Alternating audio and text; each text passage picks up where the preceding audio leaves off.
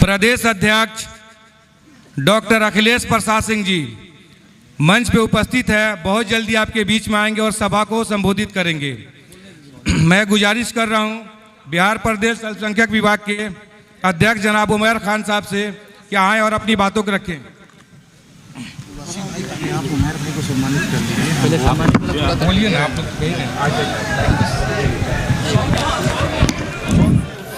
बहुत शुक्रिया वसी साहब। छोड़ दीजिए, हो गया, रहने दीजिए। बिहार प्रदेश अल्पसंख्यक प्रकोष्ठ के द्वारा आयोजित संविधान जिंदाबाद सम्मेलन में उपस्थित बिहार प्रदेश कांग्रेस कमेटी के सम्मानित अध्यक्ष हमारे बड़े भाई डॉक्टर अखिलेश प्रसाद सिंह जी, हमारे नेता, हम सब की आवाज़, हर मजलूमों की आवाज़, हर ज्वलित मुद्दे पे सड़क से लेके सदन तक अपनी नज्म और अपने वक्तव्य से इस तानाशाह सरकार के खिलाफ हमेशा मुखर रूप से अपनी आवाज़ बुलंद करने वाले all India Congress committee minority department के राष्ट्रीय अध्यक्ष, राज्यसभा सांसद माननीय इमरान प्रताप गढ़ी जी, मंच पर उपस्थित पश्चिमी और पूर्वी चंपारण के कांग्रेस कमेटी के सम्मानित अध्यक्ष जी, अल्पसंख्यक विभाग के वाइस चेयरमैन जनाब वसी अहमद साहब, हमारे सम्मानित अध्यक्ष अमजद अली जी, कार्यकारी अध्यक्ष शम्स आगाज जी, तुफैल साहब, अबू बकर साहब, फैयाज साहब, इरशाद साहब,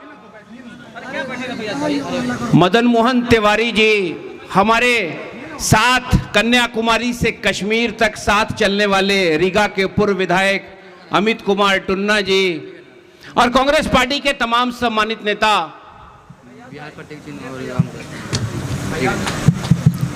आज हम लोग संविधान जिंदाबाद सम्मेलन में बापू की कर्म भूमि पश्चिमी चंपारण में इस नरकटियागंज के रेलवे मिडिल स्कूल के मैदान में उपस्थित हुए हैं। सरदार भी तुम ही हो, लश्कर भी तुम्हारा है, तुम झूठ को सच लिख दो, अखबार भी तुम्हारा है। यही हाल इस हिंदुस्तान का पिछले 10 साल से हो रहा है। तमाम संवैधानिक संस्थानों पर नरेंद्र मोदी के नेतृत्व में जो सरकार चल रही है उसने कब्जा कर लिया है। लोकतंत्र का चौथा स्तंभ जिसका काम है सत्ता से सवाल करना, वो सत्ता से सवाल नहीं बल्कि विपक्ष से सवाल करने लगा। न बेरोजगारी पे चर्चा, न शिक्षा पे चर्चा, न मां बहन की इज्जत का कोई सवाल हो, न महंगाई पे कोई चर्चा हो। पूरे मुल्क के ताना बाना को बिगाड़ के नफरत की एक अफीम चटा के आदरणीय मोदी जी ने पूरे हिंदुस्तान की जो हमारी साझी विरासत और साझी संस्कृति जिसकी दुहाई पूरी दुनिया में दी जाती थी उसको खत्म कर दिया। तो जब कोई रास्ता ना दिखा तो 21वीं सदी के सच्चे गांधी ने प्रण लिया कि हम कन्याकुमारी से कश्मीर चलेंगे और इस मुल्क से नफरत को ख़त्म करने की कोशिश करेंगे, तभी राजनीति मुद्दे पे आएगी। हम बड़े खुशकिस्मत हैं, हम और हमारे भाई अमित कुमार टुन्ना जी, हम तो अपने राष्ट्रीय अध्यक्ष हमारे नेता इमरान प्रताप गढ़ी के शुक्रगुजार हैं कि इन्होंने राहुल गांधी के साथ मुझे भारत यात्री में चयन करवाया और मैं निरंतर कन्याकुमारी से हम और टुन्ना भाई चलते रहे। तमाम नेता उस भारत यात्रा में रहे, हमारे राष्ट्रीय अध्यक्ष भी, हमारे प्रदेश अध्यक्ष भी। पूरे भारत को समझने की कोशिश हम लोगों ने किया। हमको तो सड़क पे कहीं नफरत ना दिखी। हाँ, ये जरूर दिखा कि इस हिंदुस्तान का बेरोजगार युवा अपनी हाथ में डिग्री लेके राहुल गांधी के सामने खड़ा होकर आंख में आंसू लेके बोल रहा था जरूर सड़क पे कि सर हम बेरोजगार हैं, हम इंजीनियर हैं, हमने मैनेजमेंट किया है, मुझे नौकरी नहीं मिल रही है। हमारे किसान बाप ने अपनी मेहनत से और कर्ज लेके मुझे शिक्षा दिया, मगर आज के जो हुक्मरान हैं वो नौकरी की चर्चा ही नहीं करते। उनके पास सिर्फ चर्चा नफरत की है।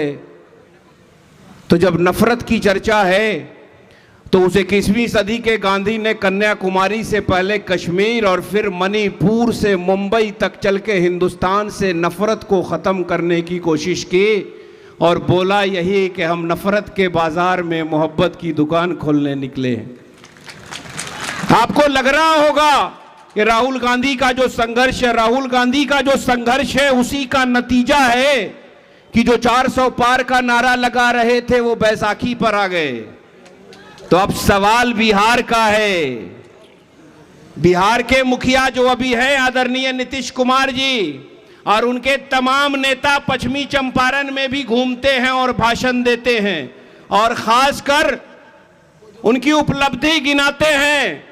अध्यक्ष जी, मुझे बड़ा आश्चर्य होता है जब नीतीश कुमार जी का कोई नेता हमारी कम्युनिटी के बीच में जाता है और उपलब्धि गिनाता है कि नीतीश कुमार जी ने कब्रिस्तान की घेराबंदी करा दी। अरे नीतीश कुमार जी, मुर्दों की घेराबंदी करा रहे हो और जिंदों पर जुल्म करवा रहे हो मोदी की सरकार में। ये कौन सा न्याय है? इसी की लड़ाई है। हमारे राष्ट्रीय चेयरमैन ने यह फैसला किया जब राहुल गांधी जी ने कहा कि हम पूरे हिंदुस्तान में जय बापू, जय भीम, जय संविधान के नाम से सभा भी करेंगे और पंचायत स्तर तक अपनी बात को अपने कार्यकर्ता और नेताओं के द्वारा पहुंचाएंगे कि हिंदुस्तान का संविधान और लोकतंत्र खतरे में है, क्योंकि तमाम संवैधानिक संस्थाओं पर एक विचारधारा के लोगों का कब्जा हो गया है। न हाथरस की बेटी को न्याय मिलता है, न किसी को धर्म के नाम पर सड़क पर ये भीड़ जब लिंचिंग करती है तो उसके बारे में कोई बोलता है।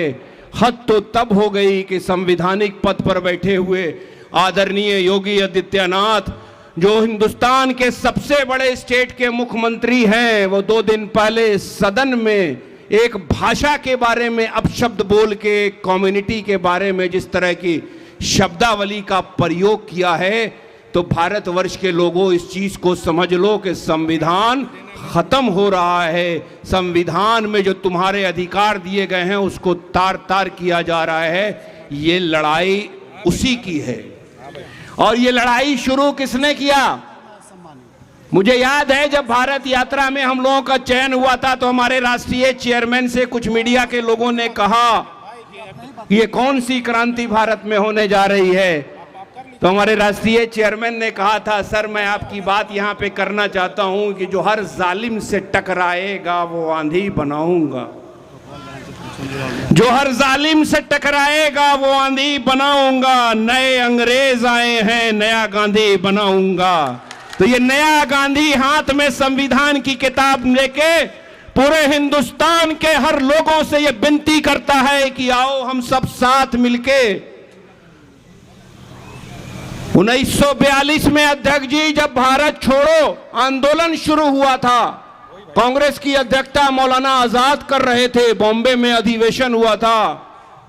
उस जमाने में हिंदुस्तान का हिंदू और मुसलमान जब एक थाली में खाना शुरू किया तो अंग्रेजों को लगा कि अब हिंदुस्तान से हमारा राजपाट और बोरिया बिस्तरा बंधने वाला है।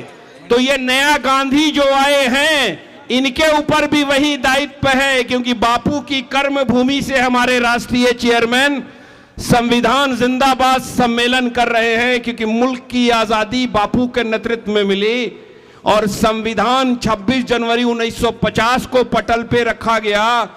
मगर जब बाबा साहब भीमराव अंबेडकर संविधान को पटल पे रख रहे थे तो उन्होंने कहा था संविधान तो बहुत सुंदर है, इसमें भारत के हर वर्ग के लोगों को अधिकार मिला है, मगर ये डिपेंड करता है कि उसके लागू करने वाले लोग कौन सी विचारधारा के होते हैं। तो दुर्भाग्य है इस मुल्क का कि जिन्होंने संविधान का विरोध किया, जिन्होंने तिरंगे का विरोध किया, वही विचारधारा के लोग आज बरसरे इख्तिदार हिंदुस्तान की कुर्सी पर बैठे हैं।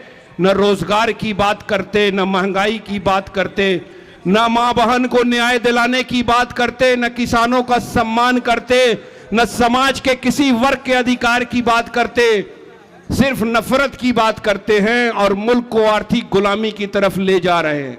इसलिए नरकटियागंज के लोगों और पश्चिमी चंपारण के लोगों, हमारे सम्मानित अध्यक्ष डॉक्टर अखिलेश प्रसाद सिंह जी और माननीय सांसद और हमारे राष्ट्रीय अध्यक्ष इमरान प्रताप गढ़ी जी का अभी आपने वक्तव्य सुना होगा। दोनों राज्यसभा के सम्मानित सदस्य हैं और दोनों ने मुखर रूप से जो बजट पेश किया गया उसके ऊपर जो अपनी बात रखी है, बिहार से सौतेला व्यवहार हो रहा है, बिहार को लेबर उद्योग बना दिया गया है। हम लोग जब भारत यात्रा में चल रहे थे तो कन्याकुमारी से कश्मीर तक सड़क पर बिहारी मिलते थे। कोई रिक्शा चला रहा है, कोई मजदूरी का काम कर रहा है, यहां कोई रोजगार की व्यवस्था नहीं है। वही बिहार था जो बिहार के पहले मुख्यमंत्री श्री बाबू के नेतृत्व में सबसे डेवलप स्टेट कहा जाता था, क्योंकि वो कांग्रेस की सुंदर विचारधारा की सरकार थी जो आम नागरिक को अधिकार देने की बात करती थी, जिसकी आइडियोलॉजी सेकुलर और प्रोग्रेसिव है।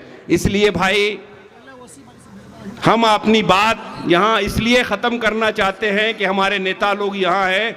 हम आप तमाम लोगों से सिर्फ ये हाथ जोड़ के विनती करते हैं, जो पहले गांव में संजय और सलीम में मोहब्बत थी, कोई भेदभाव नहीं था, हम दीपावली होली ईद सब मिलके मनाते थे, उस तरह के भारत की कल्पना हमारे पूर्वजों ने की थी, जिन्होंने अपनी जान की आहुति देके अंग्रेजों से इस मुल्क को आजाद कराया था।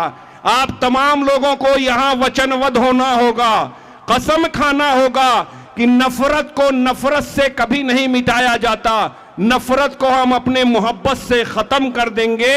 और ये जो मोहब्बत का आलमबरदार जिसका नाम राहुल गांधी है, जो हिंदुस्तान को बचाने की लड़ाई, हिंदुस्तान के संविधान और लोकतंत्र की बचाने की लड़ाई लड़ रहे हैं, उन्हीं के अनुयायी इमरान प्रताप गढ़ी जी हैं और हमारे सम्मानित बिहार प्रदेश के अध्यक्ष डॉक्टर अखिलेश प्रसाद सिंह जी हैं। हम तमाम लोगों को इनकी विचारधारा को और इनके साथ बिहार के संगठन को मजबूत करना है, कांग्रेस को मजबूत करना है। जिस दिन कांग्रेस मजबूत होगी और कांग्रेस गठबंधन की सरकार होगी बिहार में, तो बिहार का फिर से पुनर्निर्माण होगा, समाज के हर वर्ग को न्याय मिलेगा।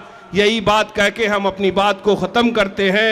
जय हिंद, जय कांग्रेस, राहुल गांधी, राहुल गांधी, खड़गे मल्लिकार्जुन खड़गे जी, कांग्रेस पार्टी, इमरान प्रताप गढ़ी, डॉक्टर अखिलेश प्रसाद सिंह, बेतिया की जनता जिंदाबाद, हिंदुस्तान का संविधान जिंदाबाद, जिंदाबाद, भारत का लोकतंत्र जिंदाबाद। बहुत बहुत धन्यवाद। जय हिंद, जय कांग्रेस। और मोटा है, सॉल का है भाई, सॉल तो खत्म हो गया भाई, 1500 जो मंगाए थे खत्म हो गया।